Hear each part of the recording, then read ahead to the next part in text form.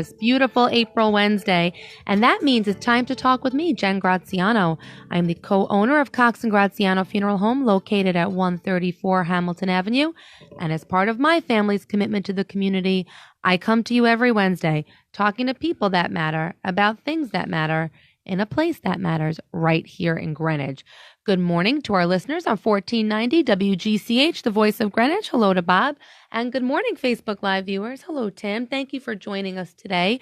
I am very, very happy to be joined by a guest who, this is her second time in the studio with us, and she's also a contributing writer to this current issue of Coming of Age, which hopefully you've read digitally, but if not, you can still do that via Facebook issue or Cox and Graziano's website, and hard copies to follow at local libraries and doctor's offices, salons, you name it, coming shortly.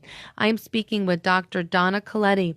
She is the scholar in residence at the Kennewick Center for the Egan School of Health at Fairfield University. She's also in private practice right here in Greenwich, the founder of Palliative Care Plans. Her focus is palliative care medicine, and when she was on last time, she really broke down palliative care medicine and why it's not a sign of defeat and why this is something that more people should explore as an option for their care plan. But I welcome you back, Doctor. Thank you, Jen. It's a pleasure to be here. I think you really are just a very wonderfully informative resource, and I think you make this sensitive topic very broachable for many people. So I commend you for that, and I'm happy to have you here speaking today on the subject of DNRs, healthcare plans, and in advance of National Healthcare Advanced Directive Day coming up on April 16th. So I welcome you back. Just tell us briefly a bit about your background, because I'm always amazed that you have run the circle of life. You began your career in obstetrics, and now you are here discussing palliative care and hospice. Tell us a bit about yourself. Thanks, Jen. Of course, and I greatly appreciate you asking me back, because I euphemistically like to refer to next week as death and taxes, because for obvious reasons, the two things we can't avoid, which is why Healthcare Decisions Day is on the 16th following tax day. And I think it gives us that wake-up call every year to think about what our wishes are. Even if people aren't prepared to actually execute a document, they can start to think about it and talk about it. So I came to this basically because I had to take care of my parents. And, part of that sandwich generation, as you said, I was an OBGYN and practicing here in town, and, very happy in my current position. And when I had to take in my parents, I recognized the need for what we call slow medicine. And what that is not to necessarily believe that the same aggressive tactics that we take for younger and healthier bodies are applicable to those who are in, the last stages of their life, whether it be days to weeks to months to years, because the older patients and the sicker patients often don't respond well to aggressive measures. And I saw that in my own home. They gave my dad 2 weeks to live, which is why they moved in with us. And he lived 1.5 years on hospice in my home. I'm so glad that you mentioned that. And I actually, there are so many studies that show that if people begin this palliative course and the hospice course of treatment, it's not to shorten their days, but rather to impose a quality on the days that they have left. So it's not about the aggressive treatments anymore and the treatments to an end that perhaps is just to no avail, but it's about comfort and making sure that the time you have left on this earth is as optimal as can be. I've read stories that it allows people the chances to have conversations and leave nothing left unsaid, because you're able to actually have conversations. The treatment that you're getting allows you to speak, to interact, to enjoy and recognize and be cognizant of the people that are in fact around you. So how do we dispel this notion that hospice and palliative medicine is defeatist?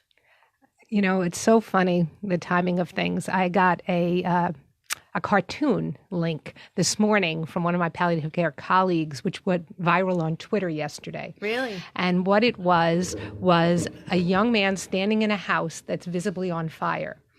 And the fire department comes. And the young man says, there's a family in this house, and they need to know what's happening. And he said, well, we're the fire department. We're here to put out your fire.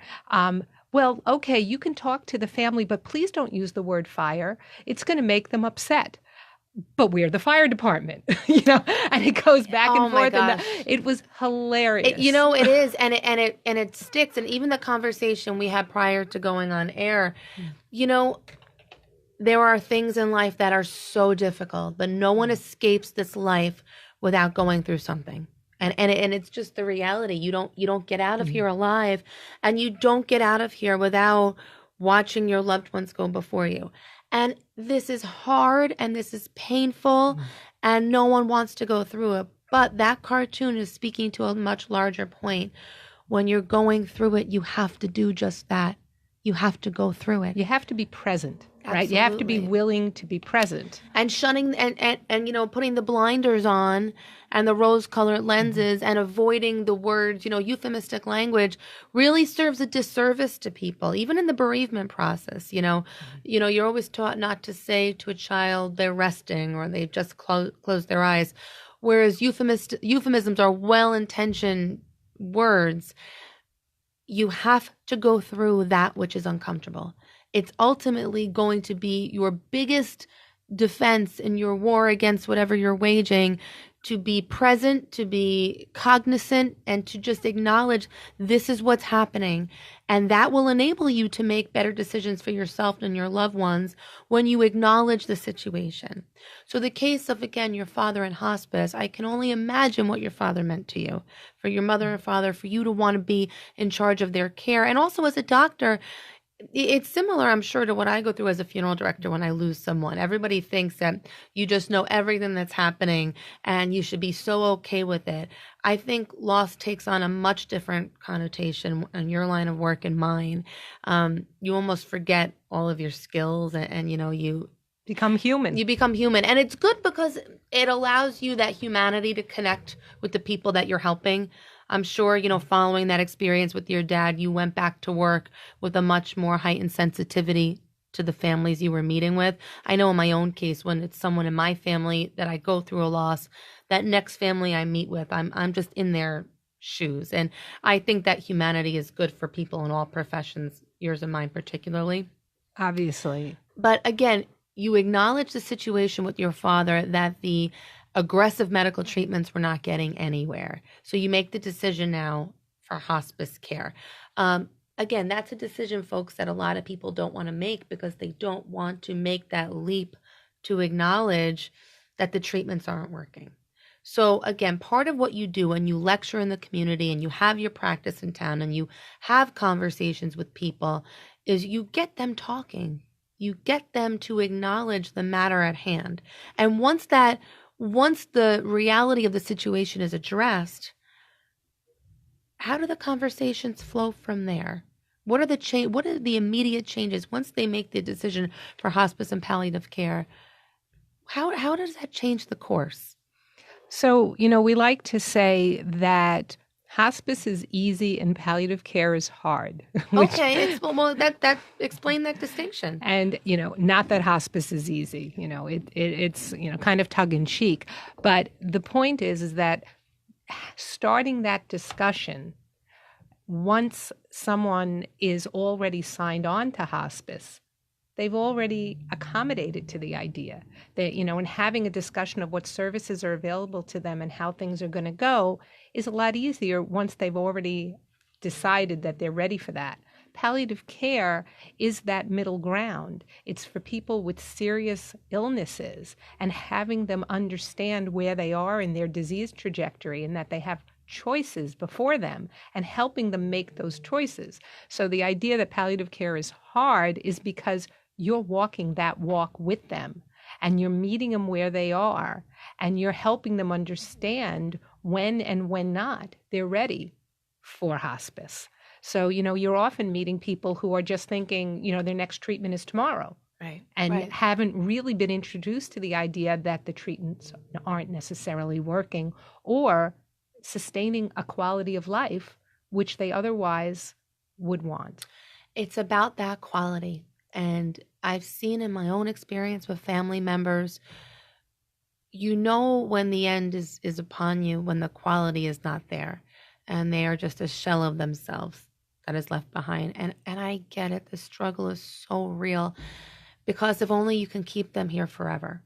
And Yep. the most selfless act you could ever do is telling someone it's okay to go.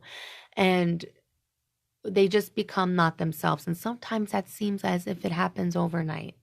And we have discussed before, my own views on hospice were changed just coming up on a year ago this week with a dear, dear family friend. And when my mom told me, the word hospice right away, my heart sunk, admittedly. But what I watched them do for our friend Irene was just to give a quality that her time was the same either way, but it was a better arguable time left once they stopped poking and prodding and just, it was about her comfort. It was about getting people around her in those days. But again, difficult conversations to have, but hospice does give you that.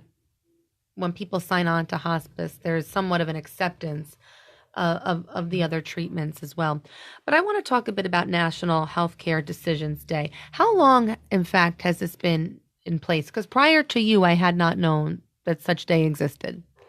So I can't say exactly, but I would believe it's at least 10 years. Okay.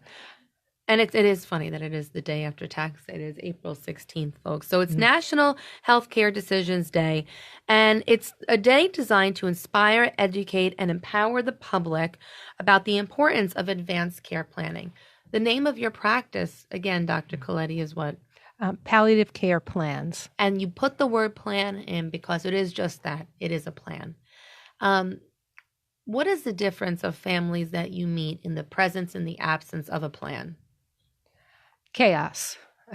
Basically, when people first call me, many times if they found my website or someone gave them my name, and they'll call me and they'll sound just distraught on the phone. Like, I don't know if I'm ready for this, or I don't know if my husband's ready to talk to you. All I know is I don't know, where we are in his disease course, or we just came from the doctor's office. We're in the car on the way back and they told us something that we were just not prepared for. We don't know where we're going next. And so that's where we start. It's panic. It's chaos and panic. And the problem is when you're at that stage, you're reacting, but you're not of sound mind and thought. You're not absorbing. You're absolutely not. It's hard to make key decisions when grief and emotions are taking over. The best time to make decisions is when you are healthier and earlier. And that's the hard pitch when you're lecturing to people about making a plan, even a funeral plan. You do these advanced plans when you're healthy or when you're of sound mind and body or when you have clarity of thought. Because when you lose the clarity of thought, you're not making the best decisions, arguably. You're making them under the gun, under pressure, and laboring under grief or stress. And it's the same thing when you get that panicked phone call. So this day on April 16th is really designed for awareness, to raise awareness. And under the info that I'm reading here of caringinfo.org, they're saying on this day to have a conversation, start having conversations with your family about what you want. I'm sure you can't underscore the importance of that. Absolutely. And, the challenge is making people feel comfortable enough themselves with how they feel about themselves and taking their emotional temperature with regard to their own ideas about this before they can ever bring it up to someone else. Right. And because obviously they avoid the discussion because it makes them feel uncomfortable. So part of this is just trying to communicate to people that it's okay to talk about this, and plans can change and decisions can change. Right. And while they might feel, though, well, I'm not ready to make that decision. Well, you don't necessarily have to make any decision. This is about a discussion and understanding how to approach it. I like this term, conversations before the crisis. And they are different conversations than those that you would have in the midst of the crisis.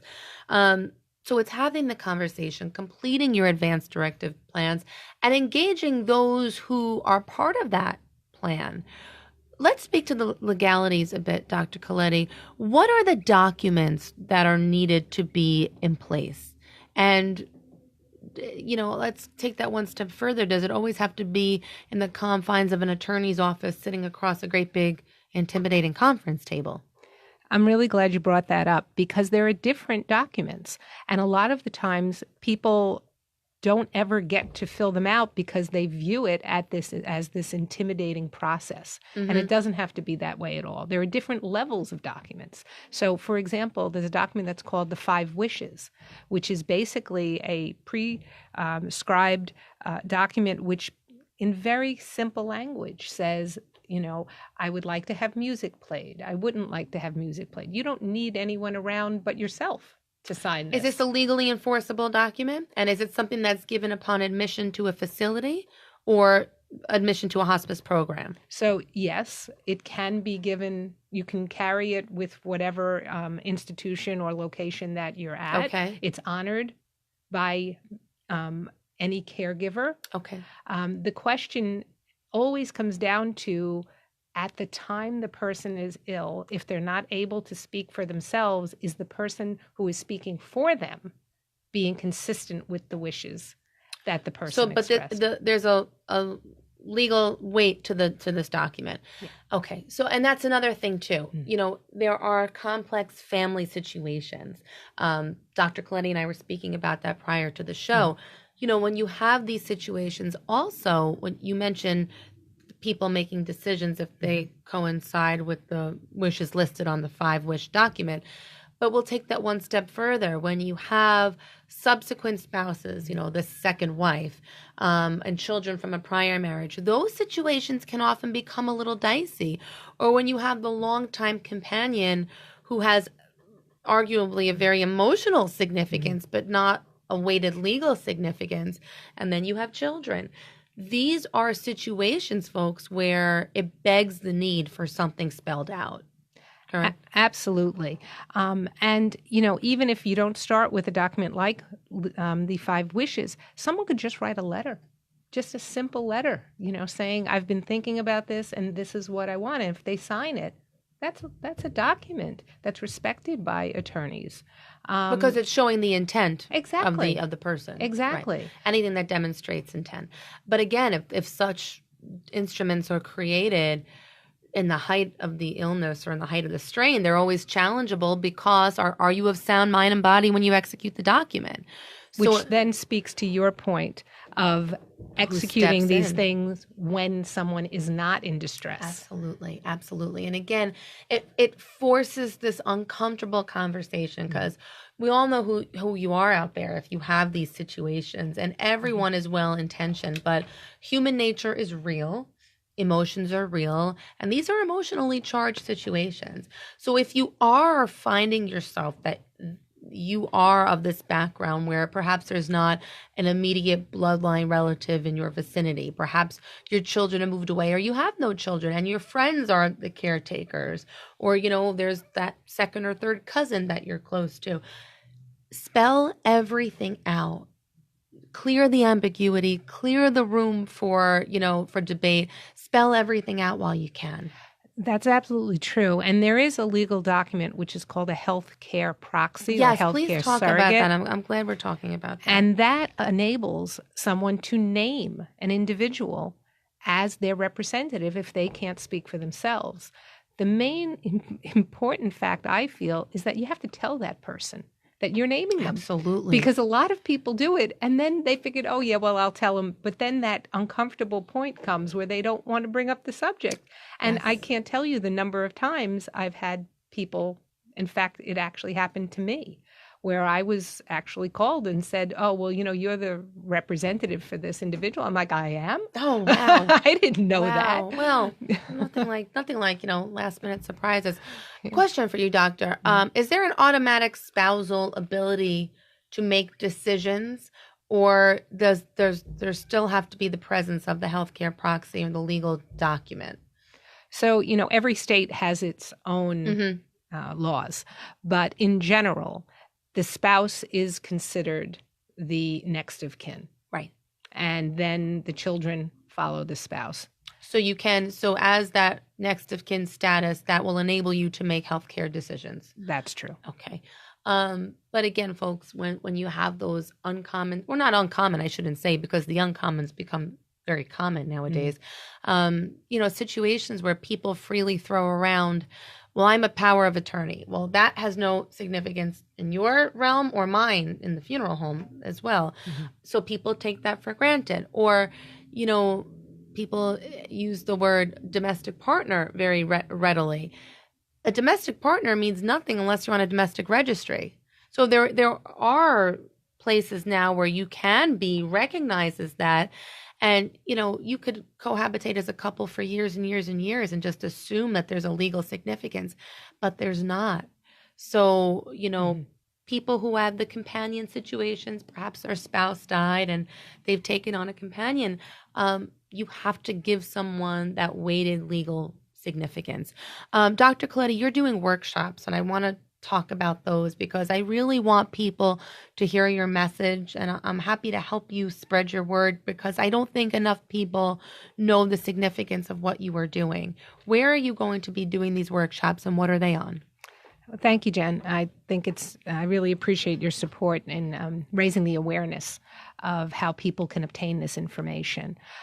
So at Fairfield University, in their Barone Campus Center on April 9th, we're having just an open table where we'll have examples of these different instruments, the 5 wishes, healthcare proxy. You mentioned durable power of attorney. People often confuse that with healthcare proxy. Mm-hmm. They're 2 different instruments. Yes. Living will, yep. which people often think is a legal document, which in some states it is, but in some states it's not actually legal, meaning that it doesn't have to be notarized. It doesn't have to be done by an attorney. It just has to be witnessed. So there are different documents, and we'll have them there for people to see. Wonderful. That's April 9th? That's April 9th. That's this Tuesday? Correct. Okay, this coming Tuesday. Wow, April is flying.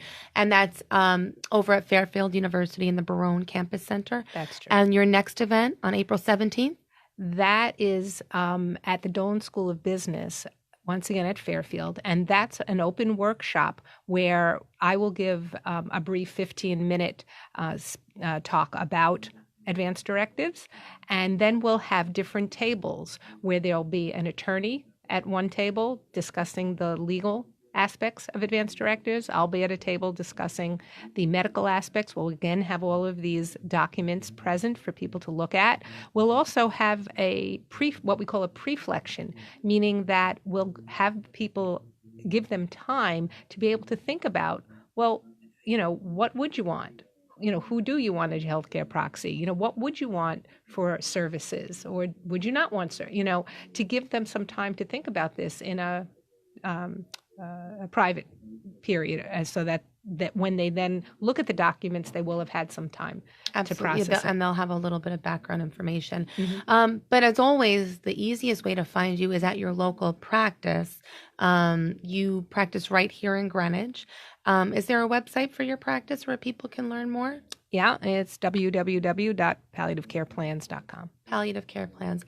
I really can't stress enough the importance of talking and having those conversations which are uncomfortable. I mean, that's where the whole inspiration for the show and the magazine came from. It's just having these uncomfortable dialogues, but we have to have them. And again, no one says that they're easy, and no one wishes to be in these situations, but you're doing yourself and your loved ones a disservice if you find yourself in these situations and you're not being real about them, and you're not doing all you can to have real, meaningful dialogues. Once you get past the discomfort, though, you make decisions that are going to benefit you and your family in the long run. So I always say temporary discomfort offset by long-term benefits. So. Absolutely. It's so wise. As with anything else, it's muscle memory. Once you've had the experience and you've been through it, you're able, when the next time it comes up, say, okay, been there, done that. I know how to proceed. It's very true. You get an education trial by fire in these situations. But palliativecareplans.com Come. And your 2 workshops are coming up April 9th and April 17th. And Fairfield University is not that far of a ride from right here in Greenwich to our local listeners, but it's worth it. But the whole point of why we met today ahead of National Advanced Directives Day, take the time, folks. It's April 16th. And if you haven't thought about this, there is a day dedicated to it because awareness needed to be raised. So I credit what you're doing to help people bridge this gap between what they need to do and what they haven't done yet. Anything on that day, do you know if anything's available locally for people over in Greenwich, or these forms, are they available online? Is there a good spot to get people to go to? So, yes, Greenwich Hospital every year has an advanced decisions day event where they'll have a similar table outside the cafeteria. Oh, wonderful. So they can go on the Greenwich Hospital website and see what day that's actually being held this year. April 16th would be a Tuesday. Correct. It's a Yale system event, so it might not fall on that day. I'm not sure what day they chose. But at least we know year. It's coming up, so checking out the hospital website. Correct. We'll give that information to you. And it's a table that you say that has... It's usually outside the cafeteria at Greenwich Hospital. The other scenarios are times coming to a close, as we talked about spousal issues. But when you have multiple children, 3 kids, 4 opinions, that's another thing too. And that, who is in charge? And again, you're only helping your children in the long run. People might be afraid to single a child out thinking they're playing favorites. But again, conversations that need to be had in advance. Absolutely. And parents who have had these, very close lifetime relationships with their children, they've taught them how to live, and this can give them that capacity to teach them how to die. Oh, that's very wise. Dr. Donna Coletti, you are an amazing woman. I'm so happy that we've connected, and you will certainly be back in that seat talking to us very soon. But good luck in all you're doing this month. Thank you, Jen. Thank you. Read more about her and Coming of Age and go on her website to learn more. And this is Jen Graziano thanking you for taking the time to listen as we had a very important talk today. Have a great day, Greenwich. Bye-bye.